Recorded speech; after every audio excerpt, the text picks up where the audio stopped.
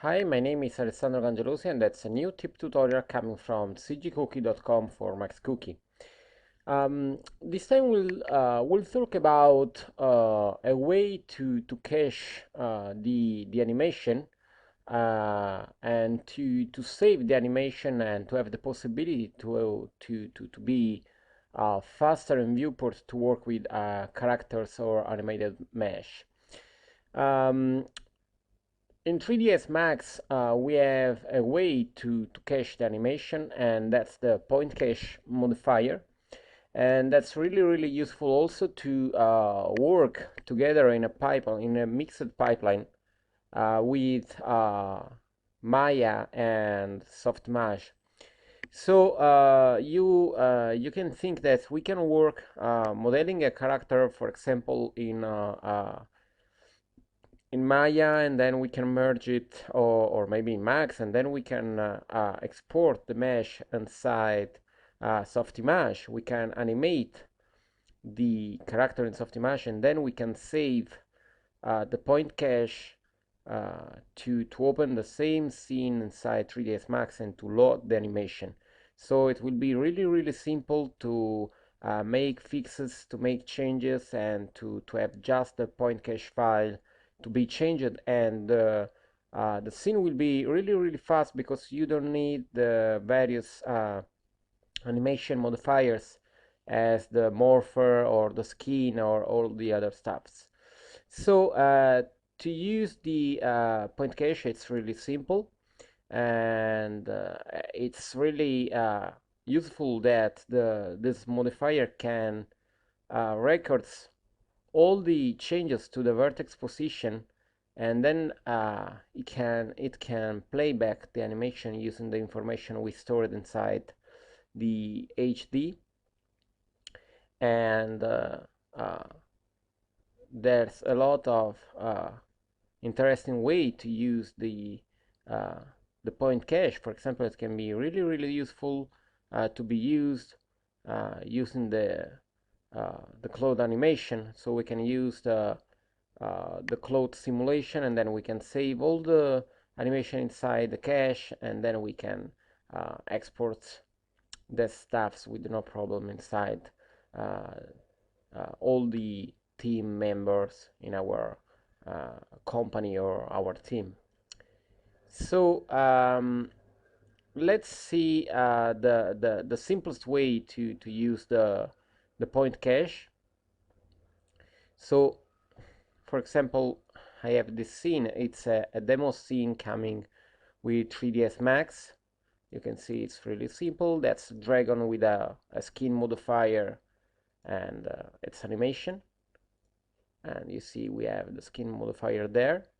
To use the point cache, we have just to select the mesh, go inside the modifier list, select point cache, and you see that let's have more space. Actually, we have an error, and it's a cache file not found or cache not yet recorded, and in fact we have no cache actually. So we have just to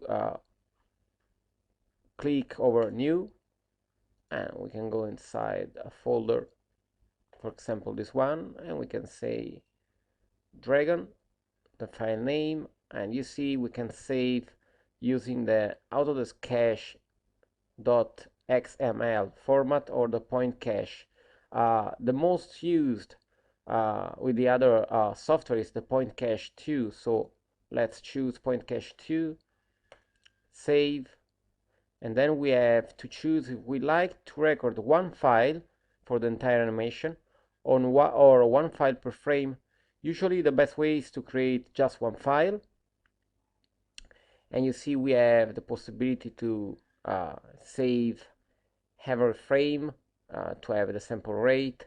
And let's say that usually the most used way to have the point cache is to leave all the frames and all the parameters as the default, and just choose the start and the end frame.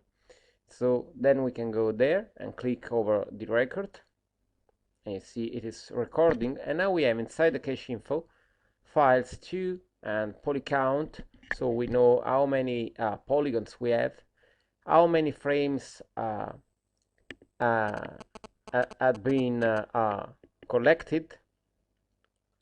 So now you have to think that we have the animation recorded. So when you save the point cache, you can set to off the skin, and you see we have still the animation because we loaded the point cache. Or you see, if I close the point cache, we have no more animation.